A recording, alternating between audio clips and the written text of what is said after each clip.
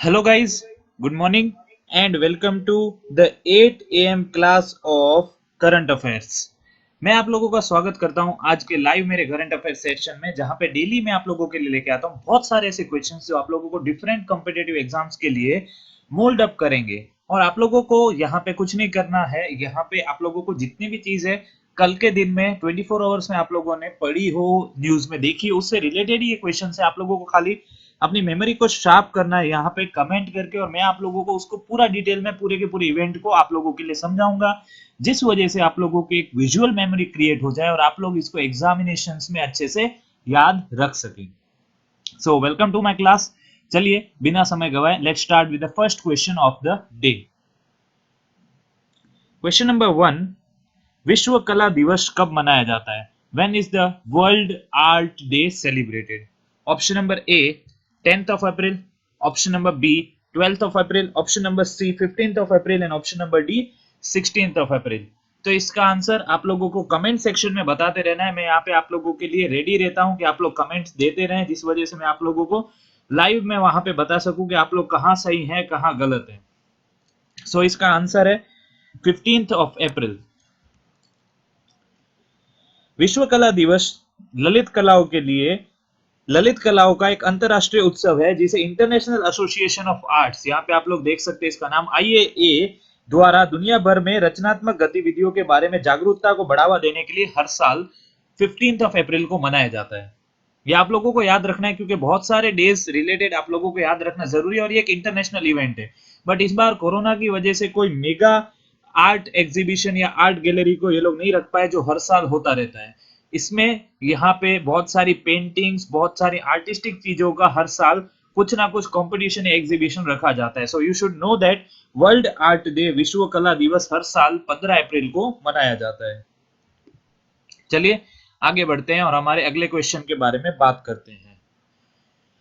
When was the birth anniversary of doctor Baba Saheb Bhimrao Ambedkar ji celebrated? Doctor Baba Saheb Bhimrao Ambedkar ji की जन्म जयंती कब मनाएगी? Option number A 10th March, option number B 15th January, option number C 14th April and option number D 10th में। अगर आप लोगों ने मेरा कल का वीडियो देखा हो तो मैंने यहाँ पे कल के वीडियो में आप लोगों को इसके बारे में बताया था। वहां पे मैंने आप लोगों को बताया था कि हाल ही में 14th of April को डॉक्टर BR अम्बेडकर राव जी की जन्म जयंती मनाई गई थी। तो इसका आंसर है 14th of April, option number C. Current affairs के रिलेटेड ये बहुत इंपॉर्टेंट क्वेश्चन है, इनके बारे में बताऊं तो भारतीय संविधान के निर्माता डॉक्टर BR अम्बेडकर जी का जन्म मध्य प्रदेश के महू में 14 अप्रैल 1891 को हुआ था। यहाँ पे आप लोग स्क्रीन में ये देख सकते हो और आप लोगों को याद रखना बहुत जरूरी है। और उनका देहांत 6 दिसंबर 1956 को दिल्ली में हुआ। BR अम्बेडकर न सिर्फ संविधान का निर्माण किया बल्कि रिजर्व बैंक ऑफ इंडिया के बनाने में भी उन्होंने महत्वपूर्ण भूमिका निभाई थी। 1990 में उन्हें भारत रत्न दिया गया और आप लोगों को याद रखना है कि भारत के सर्वोच्च नागरिक सम्मान को उनको मरणोपरांत सम्मानित किया गया था, मतलब उनके मरने के बाद उन लोगों को उनको भारत रत्न दिया गया था। तो आप लोगों को याद रखना है कि उनकी जन्म जयंती है 14th of April 1891। और मेरी गलती ना हो रही हो तो 2015 के बाद गवर्नमेंट ने डिक्लेयर किया था कि सारे सेक्टर्स में 14 अप्रैल 1891 को हॉलीडे डिक्लेयर हो जाएंगे। इससे पहले कुछ सेक्टर्स में ही हॉलीडे डिक्लेयर होते थे, पर अभी सारे सेक्टर्स में 14 अप्रैल को हॉलीडेज डिक्लेयर होते हैं। चलिए आगे बढ़ते हैं और अगले क्वेश्चन के बारे में बात करते हैं। Recently in which countries bat, यहाँ पे कंट्री के साथ एपोस्ट्रोफी एस आना चाहिए जो मैं लगाना भूल गया हूँ। Which countries bats two species, bat की दो स्पीसीज मतलब चमगादड़ों की दो स्पीसीज जिसको बोलते हैं हम लोग टेरोपस और Rousettus, had ICMR found the corona virus. हाल ही में ICMR ने किस देश के चमगादड़ों की दो प्रजाति है टेरोपस और रूसेटस में कोरोना वायरस का पता लगाया? Option number A Nepal, option number B Japan, option number C India and option number D Pakistan. तो इसका आंसर है कि भारत में पाए जाने वाले चमगादड़ की दो स्पीसीज, एक्चुअली टेरोपस और रूसेटस एक चमगादड़ की ऐसी स्पीसीज है जो भारत के बहुत सारे जंगलों में पाई जाती है। तो इसका आंसर तो भारत हो गया। बहुत डिटेल में चलिए इसके बारे में बात करते हैं क्योंकि ये बहुत इंपॉर्टेंट है। भारत में सबसे पहले टेरोपस प्रजाति के चमगादड़ों में निपा वायरस मिला था। आप लोगों को पता है हाल ही में कुछ समय पहले साउथ अफ्रीका में निपा वायरस ने बहुत केयर भर पाया था, बट लकीली इंडिया में फैल नहीं सका। देखिए बहुत सारे वायरस ऐसे होते हैं जो चमगादड़ में बाय बर्थ पाए जाते हैं, और ये वायरसेस ह्यूमन बीइंग को अफेक्ट करते भी हैं न भी करते हैं। दो टाइप के वायरस होते हैं।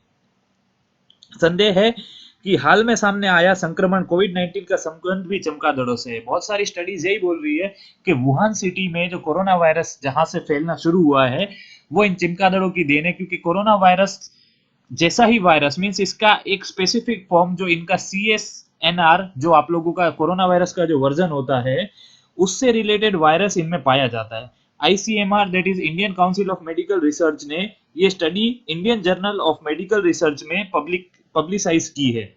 ICMR ने बताया कि केरल, याद रखिए केरल, हिमाचल प्रदेश, पुडुचेरी और तमिलनाडु में मौजूद चमगादड़ों की 2 प्रजातियों में अलग अलग तरह के कोरोना वायरस के लक्षण मिले हैं।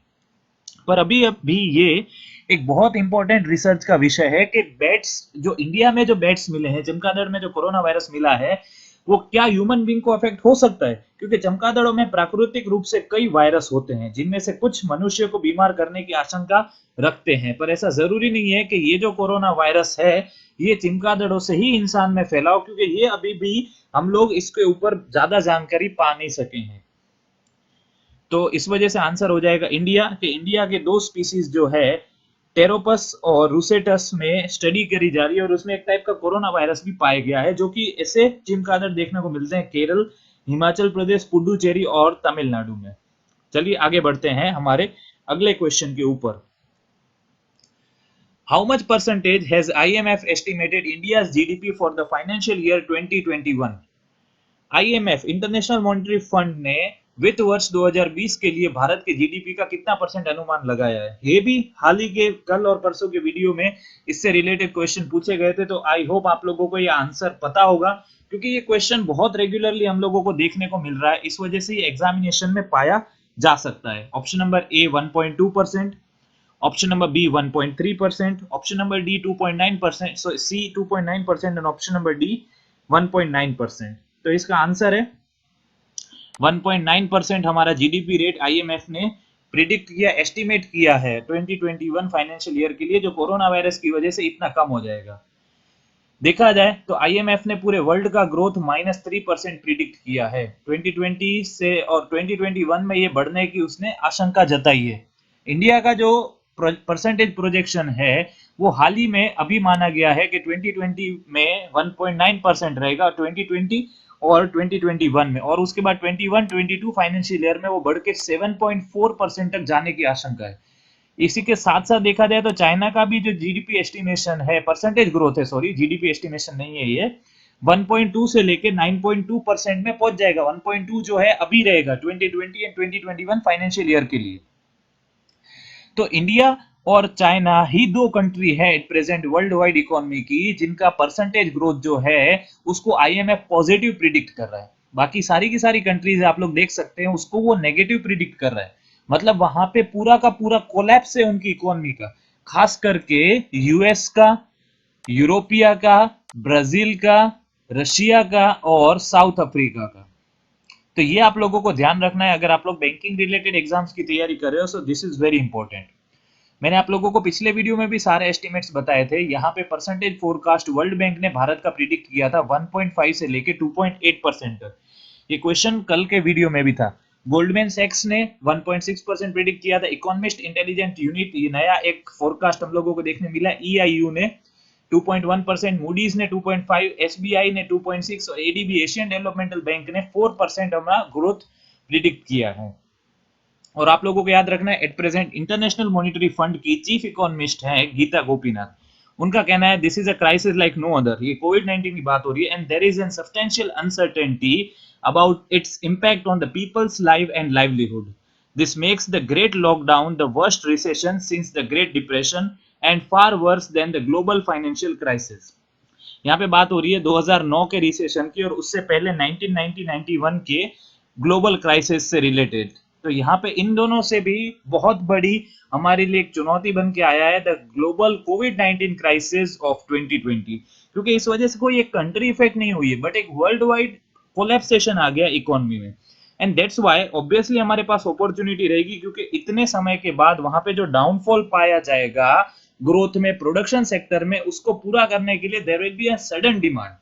बट एक रिसेशन आने के चांस क्यों है? Because people will be reluctant to use their money. इस वजह से यहाँ पे ये समझना आप लोगों के लिए जरूरी है that the future time for a period of 6 months or 1 year will be very very difficult for the common people।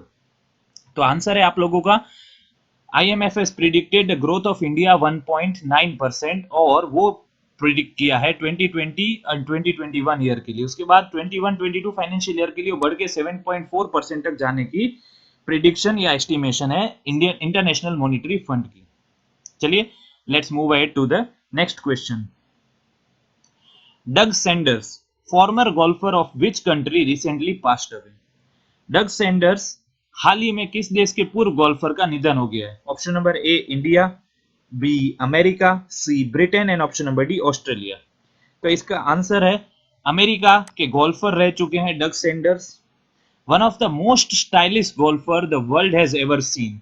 हर बार उनके बारे में एक बहुत खास बात थी कि उनको जब भी देखा जाता था वो अलग अलग रंग के कपड़े पहनने के बहुत शौकीन थे। Means you can say he was very very interested of wearing the colourful clothes when he used to come to play golf. यहाँ पे आप लोग देख सकते हैं वो एक पिंक कलर के क्लोथ्स में वहां पे गोल्फ खेलने आए हैं। इस वजह से उनके स्टाइलिश और चमकीले कपड़ों की वजह से उनको पीकॉक ऑफ फेयरवेज भी कहा जाता था। क्या कहा जाता था उनको?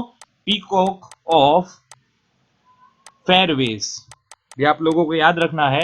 हाल ही में उनकी डेथ हो गई है, तो अभी आप लोगों को ये ध्यान रखना है that American golfer Doug Sanders की डेथ हो गई है और उनको कहा जाता था पीकॉक ऑफ फेयरवेज। चलिए आगे बढ़ते हैं। Let's talk about the new question. Which amongst the following is the first state to use Ayurveda to increase the immunity of COVID-19 and quarantined patient? कोविड-19 मरीजों और क्वारंटाइन मतलब संगरोधित रोगियों के प्रतिरोधी क्षमता बढ़ाने के लिए आयुर्वेदिक का उपयोग करने वाला पहला राज्य कौन सा है? Option number A UP Uttar Pradesh, option number B Bihar, option number C Rajasthan and option number D Goa. तो इसका आंसर है option number D Goa. Goa ने आयुर्वेदा में ट्रस्ट बताया है to use it to increase the immune system of the corona virus patient and quarantined patient. यहाँ पे quarantine patient और कोरोना वायरस पेशेंट के इम्यूनिटी सिस्टम को बूस्टअप करने के लिए गोवा ऐसा पहला स्टेट बना है जिसे आयुर्वेदा पे भरोसा जताया है।